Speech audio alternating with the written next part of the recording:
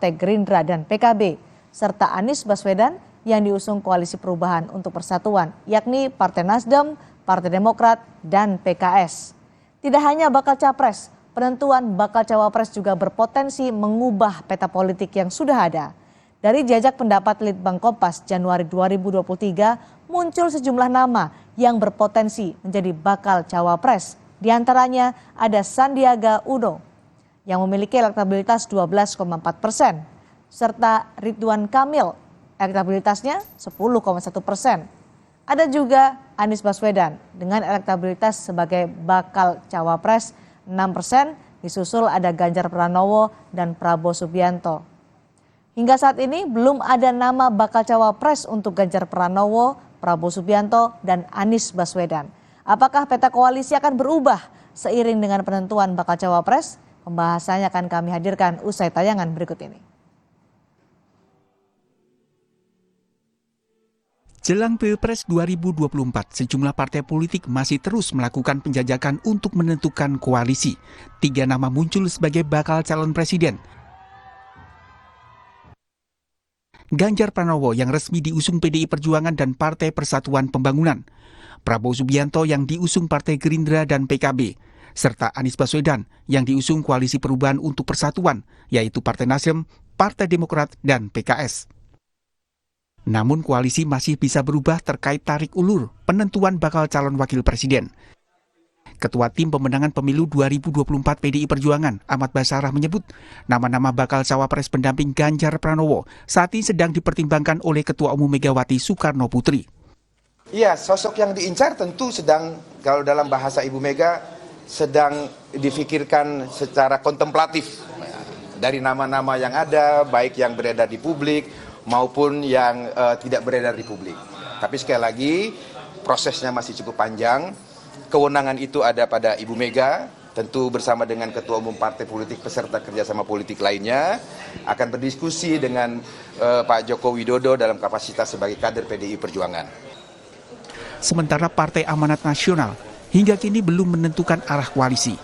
PAN masih melakukan penjajakan dengan mengajukan Erick Thohir sebagai bakal cawapres. Beda dengan besok bisa beda dengan lusa kan? Bang, berarti mau gabung ke PDIP ya Bang ya?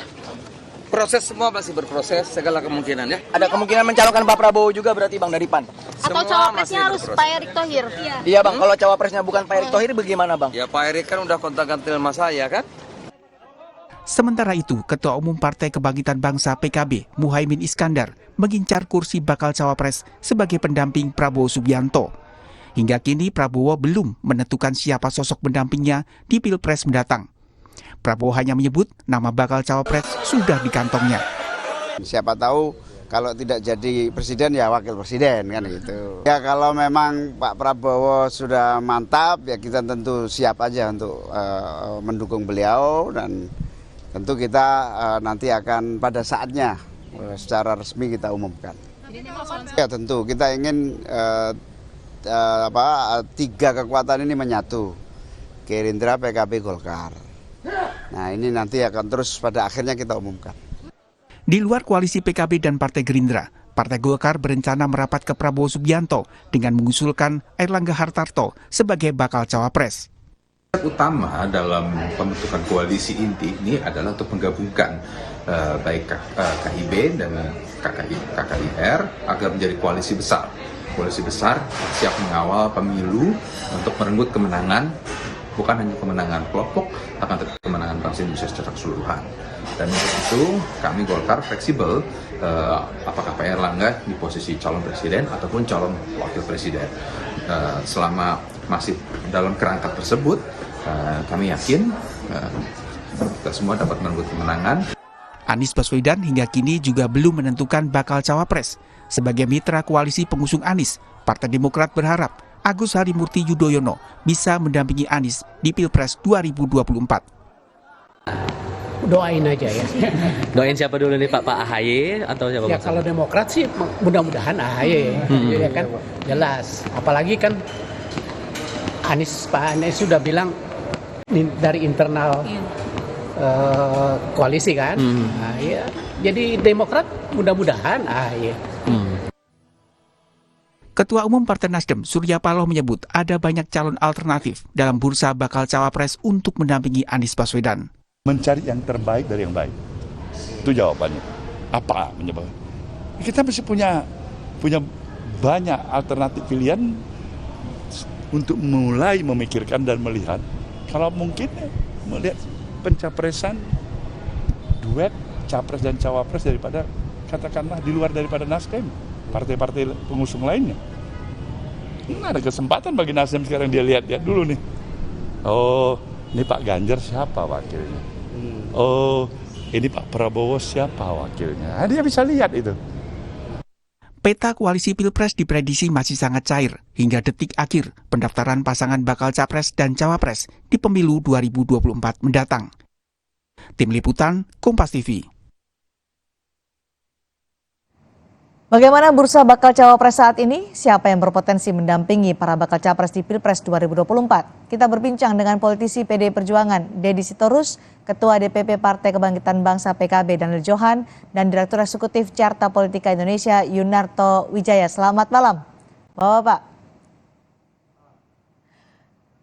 Malam Mbak, malam Mas semua. Selamat malam. Bung Deddy, kapan akan diumumkan bakal cawapres Ganjar Pranowo? Karena sebenarnya banyak yang menunggu. Bahkan Surya Paloh juga mengatakan dia akan menunggu siapa cawapres Prabowo Subianto dan juga Ganjar Pranowo untuk menentukan cawapres Anies Baswedan. Jadi kapan nih, Bung Deddy?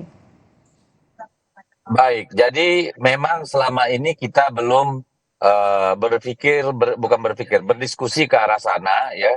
Ibu Mega dan DPP masih disibukkan dengan urusan pencalekan. Jadi sejak deklarasi Pak Ganjar kemarin 21 April hingga kemarin tanggal 11 kita masih konsentrasi mendaftarkan caleg DPR RI dan DPRD kabupaten kota provinsi. Jadi setelah ini tentu Ibu Mega ya terlebih dahulu akan menugaskan Mbak Puan, Mas Prananda Prabowo dan mungkin yang lain dari DPP seperti Pak Sekjen untuk memulai mengeskalasi diskusi dialog dengan partai-partai politik juga dengan komponen-komponen masyarakat gitu ya, tokoh-tokoh bangsa dan sebagainya. Oke, jadi benar banyak parpol yang ingin gabung dengan PDI Perjuangan dan P3 menawarkan nama untuk jadi cawapres Ganjar Pranowo. Ya, sampai sejauh ini sih belum sampai pembicaraan ke sana. Bahwa banyak saudara-saudara kita, teman-teman kita dari partai politik yang ingin bertemu dan berdialog dengan Ibu Ketua Umum itu ya. Dan kita juga sudah merencanakan itu. Tetapi karena memang kemarin fokus kita setelah 21 April adalah proses pencalekan, maka kita belum bisa mengagendakan. Ibu Ketua Umum belum bisa. Dan DPP juga. Jadi setelah ini pasti akan terjadi komunikasi-komunikasi dengan penugasan kepada itu tadi, terutama Mbak Puan, Mas Prananda dan Pak Sekjen serta yang lain gitu. Komunikasi partai-partai itu komunikasi partai yang sudah terbentuk koalisinya, misalnya KIB atau koalisi perubahan dan koalisi dari Gerindra PKB? Saya kira dengan semua, karena kan diskusi itu kan tentu tidak saja sekedar hanya urusan cawapres gitu ya, tetapi juga kan soal banyak hal, bagaimana pemilu bisa berkualitas, bisa kredibel dan lalu bisa damai gitu ya. Tentu semua akan kita diskusikan, tidak hanya sekedar soal cawapres, tetapi yang jauh lebih besar dari itu adalah kerjasama politik gitu, baik sebagai kelompok pengusung maupun yang lain gitu, Pak. Baik, Pak Daniel, Ketua Umum PKB Caimin masih ngotot jadi cawapresnya Prabowo Subianto? Ya, tentu itu menjadi kesepakatan deklarasi, Pak. Lagian bukan persoalan ngotot, tetapi persoalan mandat dari Muktamar. Tapi kan masih ada Golkar yang juga mengusulkan Erlangga Hartarto untuk jadi cawapres dari Prabowo Subianto. Kalau dari konteks koalisi Indonesia Kebangkitan Indonesia Raya, posisi capres-cawapres itu akan ditentukan oleh Pak Prabowo dan Pak Muhaimin. Nah, kita tunggu saja, kalaupun memang ada usulan dari Golkar untuk Pak Erlangga, biar kita berikan ruang kepada dua ketua umum untuk membahas dan merumuskan dan menentukan. Oke, keberlanjutan koalisi besar gimana nih Pak Daniel? Kalau masih ada tarik ulur bakal cawapres, masih yang satu ingin, yang satu juga ingin mendapatkan posisi cawapres? Sejauh ini berjalan baik ya, komunikasi tetap berjalan. Tetapi apakah nanti ada irisan-irisan yang memang bisa menyatukan antara KIR dengan KIB atau KIR dengan Golkar, ya itu yang kita harapkan. Tapi sebenarnya yang kita posisikan harapkan adalah siapapun yang mau bergabung, kami KIR itu terbuka, koalisi Kebangkitan Indonesia Raya terbuka, tetapi seluruh partai yang akan bergabung kita harap bisa memahami piagam deklarasi bahwa urusan pencapresan dan urusan wapres nanti akan ditentukan oleh kedua ketua umum. Nah, persoalan yang lain itu bisa dimusyawarahkan. Oke, Mas Toto, ini baca wapresnya masih belum diumumkan, sebenarnya saling intip, saling tunggu atau sealot itu? Ya, pertama memang jarang ya kita berharap bisa ada terbentuk koalisi yang sudah berani menyebutkan nama capres-cawapres jauh-jauh hari. Ini kan kita masih berbicara hampir 6 bulan loh sebetulnya masa pendaftaran di KPU. Artinya kalau kita analogikan ini seperti main kartu, ya terlalu cepat membuka kartu as itu juga akan mudah dikalahkan oleh lawan. Surya Paloh misalnya mengatakan, saya menunggu dulu nih dari Prabowo siapa cawapresnya, dari Ganjar siapa cawapresnya. Memang itu pertama terkait dengan strategi yang biasanya akan disimpan kartu asnya di ujung.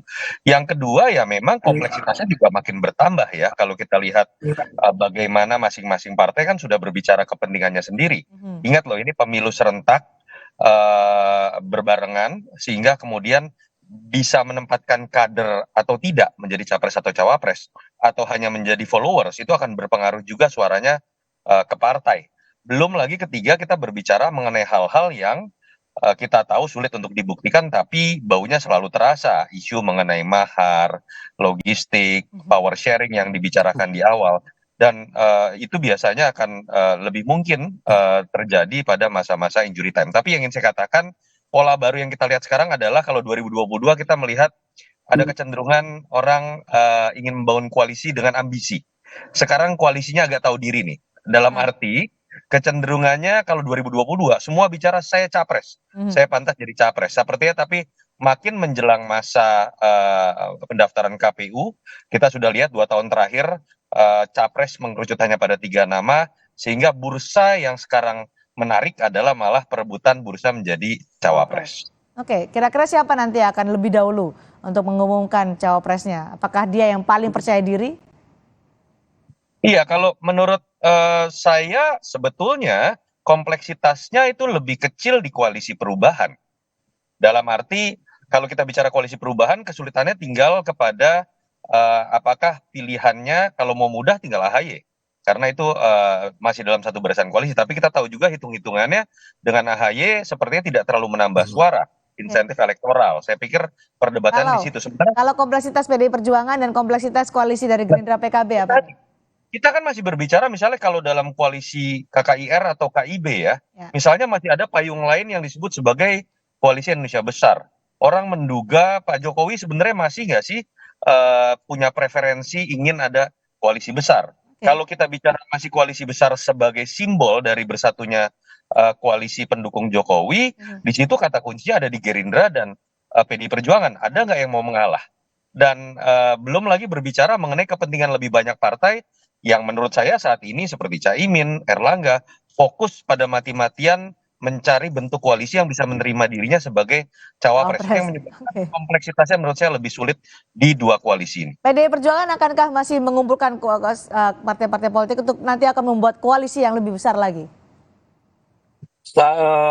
Mengumpulkan tidak ya, karena kalau dibilang mengumpulkan kan seolah-olah kita yang mengatur-atur ya.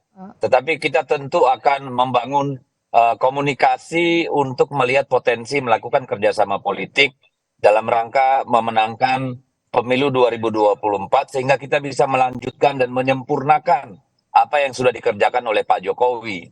Jadi saya kira itu adalah keharusan sejarah. Karena apa? Kita percaya pada gotong semangat, gotong royong gitu ya. Jadi sebanyak mungkin partai yang satu visi dengan kita, kerjasama gotong royong, saya kira akan semakin baik. Jadi itu yang akan kita kejar kalau menurut saya. Bukan sekedar membentuk satu koalisi besar, tetapi satu kerjasama politik yang punya haluan dan cita-cita yang memang satu irisan, satu jalan gitu. Bukan sekedar pada pragmatisme bagi-bagi dan sebagainya gitu. Baik, kalau tadi Mas Yunarto, Mas Toto menyatakan bahwa kompleksitas dari PKB dan Golkar ini masih cukup besar karena masih ada tarik ulur siapa yang nanti akan jadi cawapresnya. Masih mungkinkah Pak Daniel PKB dan Golkar akan bersatu untuk membangun koalisi yang lebih besar lagi? Kalau masih tarik ulur nih sampai sekarang. Sangat mungkin, Mbak. Artinya kan belum ada pihak yang menutup gitu. Tetapi posisinya adalah baik PKB, Golkar, dan Gerindra saling terbuka. Nah, selama saling terbuka, komunikasi akan berjalan. Nah, kita berharap pada satu titik komunikasi itu memiliki irisan yang diterima oleh semua pihak. Kemarin kan Caimin pede sekali ketika setelah bertemu dengan Hamzah, ya sudah saya memang kalau jadi cawapres ya legowo dan kita akan mendukung Prabowo Subianto. Sangat yakin bahwa Caimin akan dipilih oleh Prabowo Subianto sebagai cawapresnya? Sejauh ini koalisi kebangkitan Indonesia Raya itu sangat solid karena kan semua tetap komit memegang piagam. Jadi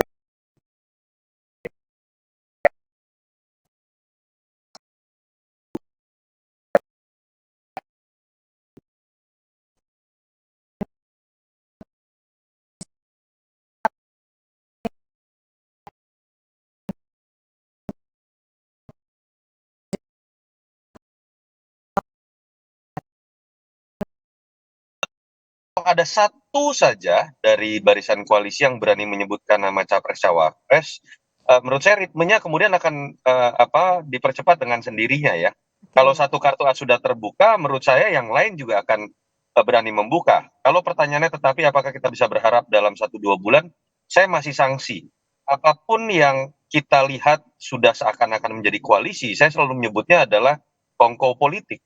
Sebelum itu kemudian menjadi janur kuning pada saat pendaftaran KPU. Dan ketika berbicara mengenai kesepakatan yang sifatnya bulat, itu kita berbicara the devil is in the details. Kita nggak bisa hanya bicara mengenai apa yang ada di panggung depan, misalnya berbicara platform, visi misi, nama capres-cawapres. Nama capres-cawapres sudah disepakati pun, itu ada turunannya. Berapa jatah menteri buat saya? Berapa jatah Jadi menteri buat Pak Daniel bilang akhir Mei? Hal-hal yang lain. Akhir Mei? Saya yakin tidak. Tidak ya, masih panjang ya untuk menentukan siapa baca pres potensial untuk masing-masing capres di tiap koalisi. Terima kasih Pak Joel, terima kasih Waredi, terima kasih juga Mas Toto sudah berbagi insight atau pencerahan pendapat terkait dengan Pilpres 2024 nanti di Sapa Indonesia malam hari ini. Terima kasih. PDI Perjuangan Cawapres Ganjar menjadi kesepakatan bersama antara parpol koalisi, Megawati dan Presiden